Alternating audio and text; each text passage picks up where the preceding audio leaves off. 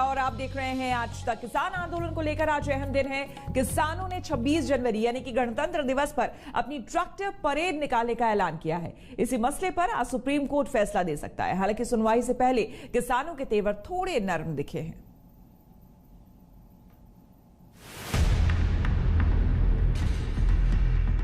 किसान आंदोलन आज 54वें दिन में दाखिल हो चुका है और गणतंत्र दिवस में अब सिर्फ एक हफ्ता बाकी है। कानून वापसी की मांग कर रहे किसान केंद्र पर दबाव बनाने के लिए गणतंत्र दिवस पर ट्रैक्टर परेड निकालने पर अड़े हैं और आज इसी मुद्दे पर सुप्रीम कोर्ट में सुनवाई होनी है। सुप्रीम कोर्ट आज दिल्ली पुलिस की उस याचिका पर सुनवाई करेगा जिसमें 26 जनवरी को किसानों की प्रस्तावित ट्रैक्टर परेड पर रोक की मांग की गई है। याचिका में कहा गया है कि ट्रैक्टर परेड से राजधानी में कानून व्यवस्था की समस्या पैदा हो सकती है। 26 तारीख को निश्चित तौर पे दिल्ली के अंदर होगा मार्च जो होगा, हमारा सेलिब्रेशन जो परेड होगी 26 जनवरी की किसानों के द्वारा, वो दिल्ली के अंदर होगी। तो ये हमने तय कर लिया। हालांकि किसानों के रुख में थोड़ी नरमी जरूर आई है। कुछ संगठन पहले लाल किले से परेड निकालने पर अड़े थे, लेकिन रविवार शाम को बैठक के बाद इसमें तब्दीली की गई है। अब दिल्ली के बाहर शांतिपूर्ण परेड की तैयारी की गई है। आउटर रिंग रोड पर करीब 50 किलोमीटर लंबी परेड होगी। सभी ट्रैक्टरों पर तिरंगा झंडा होगा। किसानों ने भरोसा दिया है कि उपद्रवी तत्वों को परेड से बाहर रखा जाएगा। परेड में राज्यों की सांस्कृतिक झांकियां भी होंगी।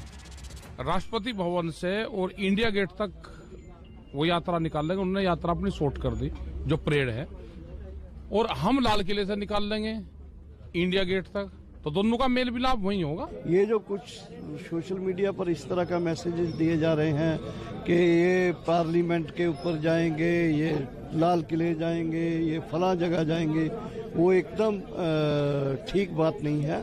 हम बिल्कुल शांतमय तरीके से आउटर रिंग रोड पर जाएंगे। किसान आउटर रिंग रोड तक कैसे पहुंचेंगे, लाख के करीब ट्रैक्टरों को सड़क पर कैसे संभाला जाएगा, इस पर अभी तैयारी बाकी है। लेकिन परेड की तैयारियां पंजाब में कई दिनों से दिख रही हैं।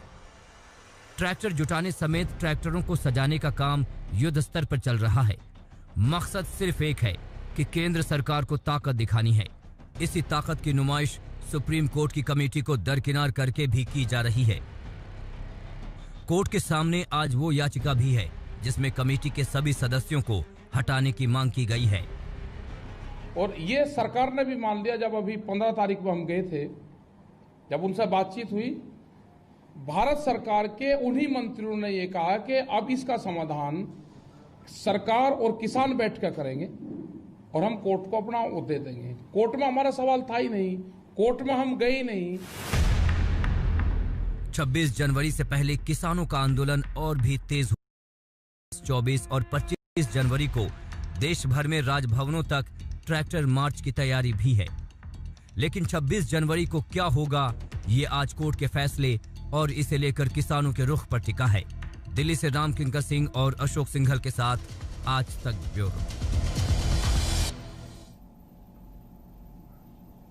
क्या कृषि कानूनों के खिलाफ किसानों के आंदोलन को विदेशी फंडिंग से आर्थिक मदद मिल रही है? क्या इस आंदोलन के बहाने देश विरोधी ताकतों को अपनी साजिश रचने का मौका मिल रहा है? ये तमाम सवाल इसलिए क्योंकि जांच एजेंसी एनआईए ने विदेशी फंडिंग के नाम पर करीब 40 लोगों को समन भेजा है। इनमें कई बड़े किसान नेता भी शामिल हैं। तो क्या किसान आंदोलन में खालिस्तानी साजिश की हिस्सेदारी भी हो रही है?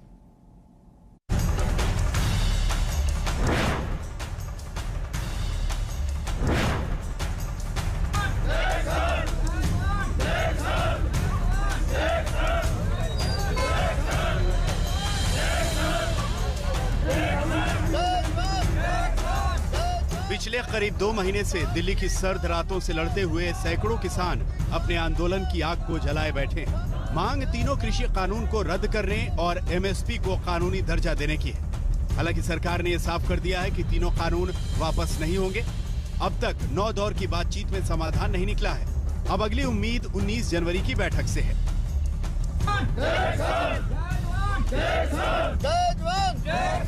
भारतीय किसान यूनियन जिंदाबाद। जय किसान, जय जवान, जय किसान। लेकिन आंदोलनकारी किसानों और सरकार के घमासान के बीच एक नया विवाद जन्म ले चुका है, क्योंकि देश की जांच एजेंसी NIA ने किसान आंदोलन पर विदेशी फंडिंग का आरोप लगाते हुए करीब 40 लोगों को पूछताछ के लिए समन भेजा है, जिनमें कई बड़े किसान नेता भी हैं। NIA के इस एक्शन पर पहले से ही सरकार से सुलगे आंदोलनकारी किसान और भड़क गए, खासकर वो जिन्हें समन मिला है। नोटिस भेजन का कारण सरकार जिस तरह के अखलाकी हार जड़ी आ वो मनन नूं भी तैयार नहीं। इसमें लंगर लगाएगा, उसको NIA के नोटिस, जो ट्रांसपोर्ट गाड़ी से यहाँ किसानों को लेके आएगा छोड़ के जाएगा उसको NIA के नोटिस, जो किसान इसमें थोड़ी सी सरकार को सख्त भाषा में बोलते हैं उनको NIA का नोटिस। तो सरकार इतनी कमजोर दुर्बल कब से हो गई? दरअसल पूरा मामला क्या है हम आपको समझाते हैं। NIA के आरोपों के मुताबिक खालिस्तानी आतंकी संगठन SFJ यानी सिख फॉर जस्टिस कई देशों में किसान आंदोलन के समर्थन के नाम पर हंगामा कर रहा था। उसकी साजिश में बब्बर खालसा इंटरनेशनल, खालिस्तान जिंदाबाद फोर्स, खालिस्तान टाइगर फोर्स भी शामिल है। खालिस्तानी संगठन देश के कई NGO को फंडिंग भी कर रहे थे। खुफिया एजेंसी के मुताबिक SFJ शंभू बॉर्डर के आसपास के लोगों को खालिस्तानी झंडा लेकर प्रदर्शन में शामिल होने के लिए उकसा रहा था। सिख फॉर जस्टिस वही संगठन है जिसने 26 जनवरी को लाल किले पर खालिस्तानी झंडा फहराने का ऐलान किया था। ऐसा करने वाले को 2.5 लाख अमेरिकी डॉलर इनाम देने की घोषणा की थी। सिख फॉर जस्टिस और दूसरे खालिस्तानी संगठनों को लेकर 12 दिसंबर को ही गृह मंत्रालय की बैठक हुई थी, जिसके बाद 15 दिसंबर को गृह मंत्रालय ने जांच का आदेश जारी कर दिया। हालांकि देर से किसान आंदोलन के नाम पर सक्रिय हुई कांग्रेस ने जांच एजेंसियों को केंद्र की कठपुतली कहा है। कांग्रेस ने NIA, इनकम टैक्स और ED को सरकार का संस्थान कहा है। इस देश में 6 साल से मोदी जी की सरकार है और गृह मंत्री तो अमित शाह जी हैं, वो तो बड़े बड़े कारनामों के लिए मशहूर हैं। तो 6 सालों से उन खालिस्तानियों को आपने पकड़ा क्यों नहीं? आज जब किसानों ने इन 3 काले कानूनों का विरोध दर्ज किया तो आज ही आपको याद आई।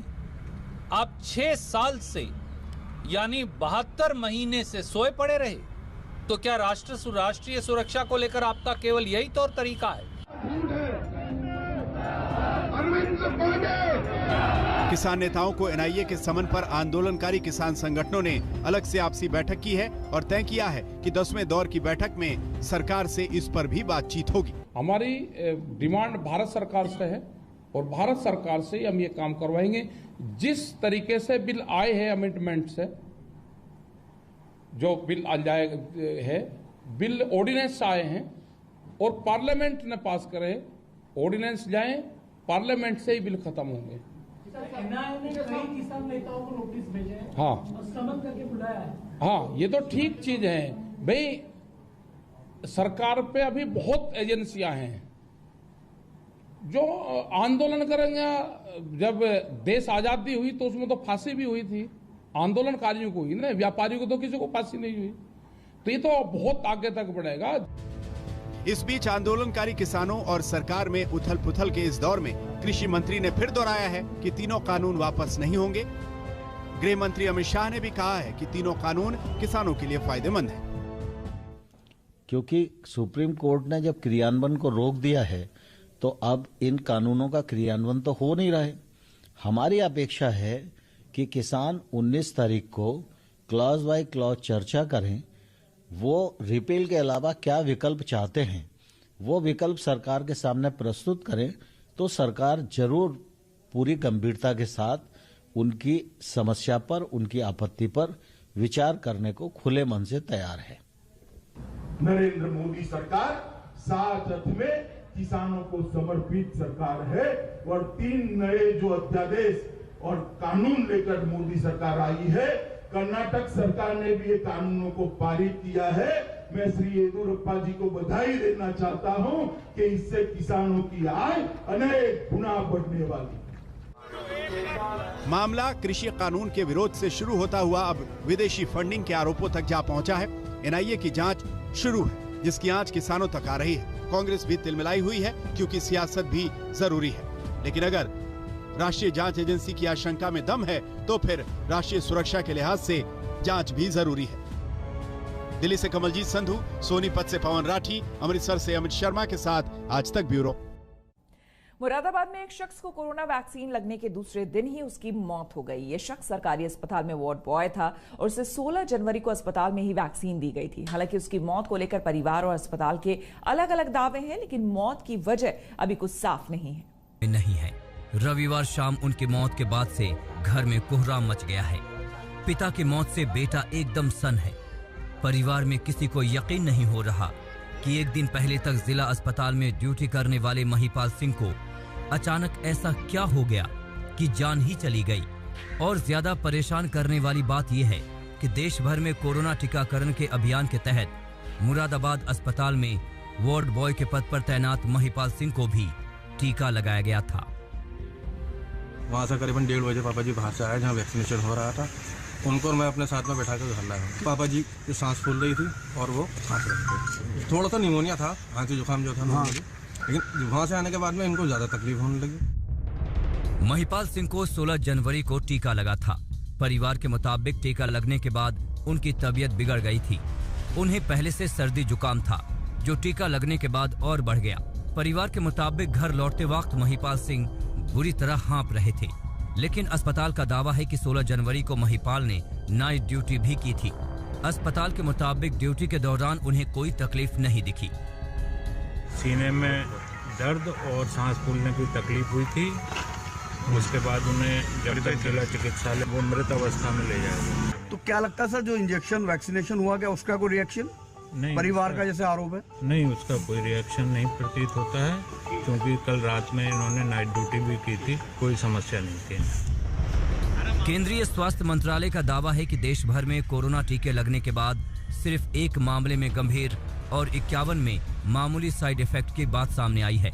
वैज्ञानिक और डॉक्टर भी बार बार देश को कोरोना वैक्सीन के पूरी तरह सुरक्षित होने का भरोसा दे रहे हैं, लेकिन पिता को खोने के बाद बेटे का शक वैक्सीन की तरफ ही जा रहा है। जी मेरा तो टीके की वजह से कि कौन सा टीका? ये जो कोरोना का लगा वैक्सीन, तो इसकी वजह से मृत्यु हुई है। जी हाँ।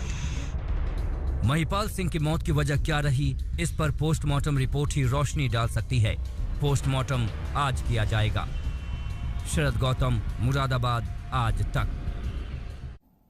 15 जनवरी को रिलीज हुई वेब सीरीज तांडव बड़े विवाद में घिर गई है। हिंदू आस्था के अपमान का आरोप लगने के बाद सूचना प्रसारण मंत्रालय ने OTT प्लेटफॉर्म के अधिकारियों से सफाई मांगी है। उधर लखनऊ में सीरीज को लेकर FIR भी दर्ज हो गई है। वेब सीरीज तांडव की रिलीज के बाद अब सचमुच तांडव ही हो रहा है। सीरीज की तुरंत पाबंदी की मांग जोर पकड़ने लगी है। सड़कों पर विरोध हो रहा है, कलाकारों के पुतले फूंके जा रहे हैं। की वेब सीरीज तांडव में हिंदू देवी देवताओं का अपमान किया गया है। सीरीज गलत प्रोपेगेंडा फैला रही है, टुकड़े टुकड़े गैंग की पैरवी कर रही है और ये सब हिंदू धर्म का मजाक उड़ाते हुए दिखाया गया है। अब बीजेपी ने मुंबई से लेकर यूपी तक मोर्चा खोल दिया है। बीजेपी नेता राम कदम ने चेतावनी दी है कि अगर विवादित हिस्सा तुरंत नहीं हटा तो फैसले चौराहे पर होंगे।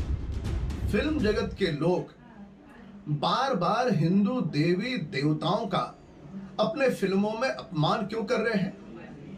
लगातार यह सिलसिला चल रहा है।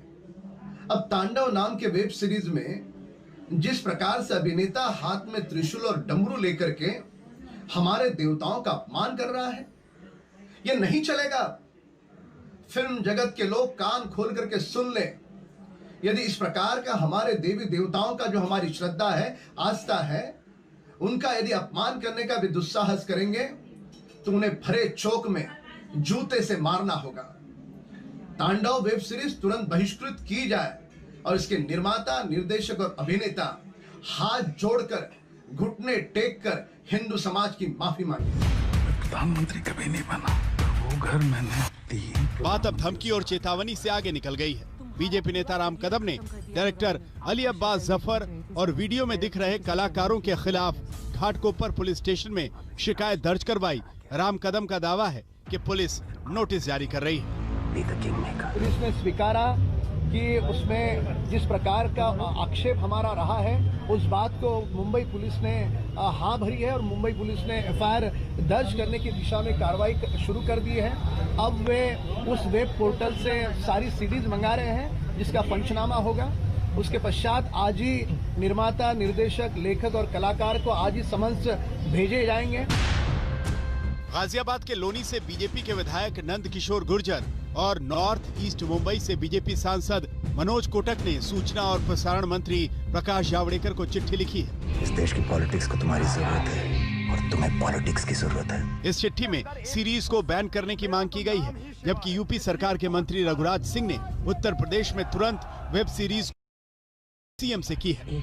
चलने का मौका आता है। मेरा यही माने सूचना प्रसारण मंत्री जी से अनुरोध है कि तत्काल, क्योंकि पहले आपने आदेश भी किया था, तत्काल इस पर बैन लगाए और ये जो जिसमें पूरी जो मैंने कहा है कि डीकम्पनीशन का लिंक है, इसकी जांच की जाए। देश हित में नहीं है, राष्ट्र हित में नहीं है। यदि ऐसी पिक्चर बनाएंगे तो ऐसी पिक्चर चलने नहीं देंगे। कौन है ये लोग? क्या चल रहा है? सना, ये पावरफुल लोग हैं। तांडव पर मचे तांडव पर कांग्रेस ने केंद्र सरकार को ही कटघरे में खड़ा कर दिया। पूछा, सरकार आपकी, सेंसर बोर्ड आपका, फिर पाबंदी क्यों नहीं लगती? यूनिवर्सिटियों में तैयार हो रहे हैं। मैं election लड़ूंगा sir. Bharatiya Janata party की सरकार है, नरेंद्र मोदी देश के प्रधानमंत्री हैं, उनका बनाया हुआ सेंसर बोर्ड है। हिंदुओं के सबसे बड़े अलंबरदार खुद नरेंद्र मोदी और आरएसएस है। सेंसर बोर्ड तय करेगा। अगर उसमें हिंदुओं की भावना को आहत किया जाता है तो सेंसर बोर्ड को इजाजत ही नहीं देनी चाहिए।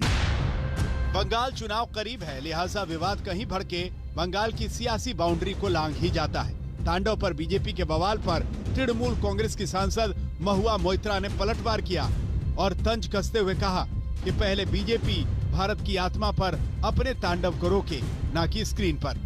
सीरीज तांडव एक पॉलिटिकल ड्रामा है जिसमें सैफ अली खान, डिम्पल कपाडिया, सुनील ग्रोवर और मोहम्मद जीशान अयूब ने मुख्य किरदार निभाए हैं। आज तक ब्यूरो। क्या आप प्रधानमंत्री बनने वाले हो? हमारे लिए वक्त हो गया। नमस्कार, मैं हूं अंजना ओम कश्यप। हमें उम्मीद है ये वीडियो आपको पसंद आया होगा। लेटेस्ट खबरों के लिए यूं ही देखते रहिए आज तक और इस वीडियो के पसंद आने पर लाइक, शेयर एंड सब्सक्राइब करना ना भूलें।